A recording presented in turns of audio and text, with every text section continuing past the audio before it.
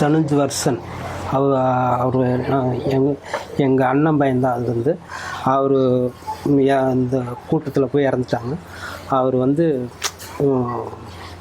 41 பேர் இறந்துட்டாங்க. இது இப்போ அவர்னால விஜய்னால் வர முடியல. நாங்கள் அங்கே கூப்பிட்டாங்க. நாங்கள் அங்கே போய் எல்லாமே இங்கேருந்து காரில் வச்சு கூப்பிட்டு போனாங்க. முருகன் கோயிலில் வெண்ணமலையில் போய் அங்கேருந்து பஸ்ஸில் கூப்பிட்டு போய் சேஃப்டியாக சென்னையில்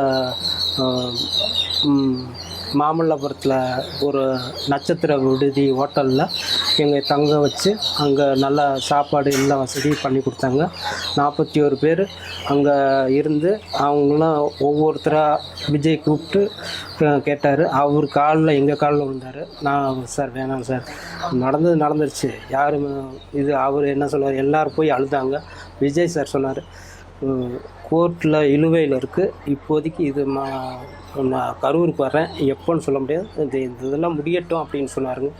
அதனால் வெயிட் பண்ணி இப்போ உங்களுக்கு என்ன தேவையோ நான் பண்ணித்தரேன், என் ஆயுள் முழுக்க நான் உங்களுக்கு என்ன தேவையோ அதை பண்ணித்தரேன். அண்ணனா ஒரு தம்பியா உங்கள் குடும்பத்தில் ஒரு ஆளை நான் என்ன உங்களுக்கு பண்ணணுமோ அதெல்லாம் நான் கடைசி வரைக்கும் பண்ணுவேன் அப்படின்னு சொன்னார். உங்களுக்கு ஒரு வேலையாக இருந்தாலும் சரி, ஒரு உதவி படிப்பு சம்மந்தப்பட்ட ஏதோ ஒரு இதாக இருந்தாலும் சரி நான் பண்ணித்தரேன், உங்களுக்கு எல்லாமே நான் பண்ணித்தரேன் அப்படின்னு சொன்னார். சரிங்க அப்படின்னு சொன்னேன்.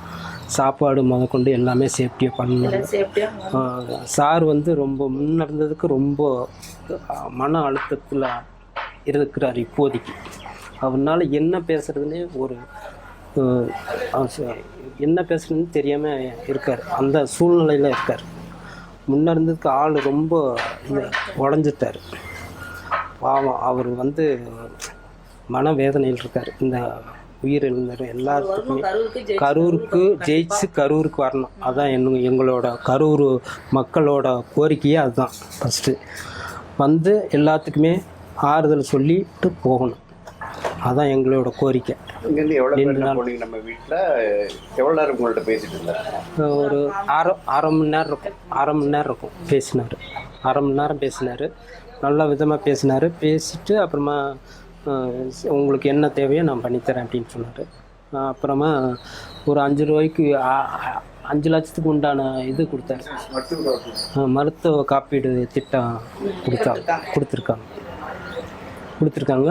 சேஃப்டியாக நாங்கள் சாப்பிட்டு திருப்பி நம்ம சேஃப்டியாக வந்து பஸ்ஸில் எல்லாருமே விட்டாங்க. சேஃப்டியாக விட்டாங்க. வீட்லேயே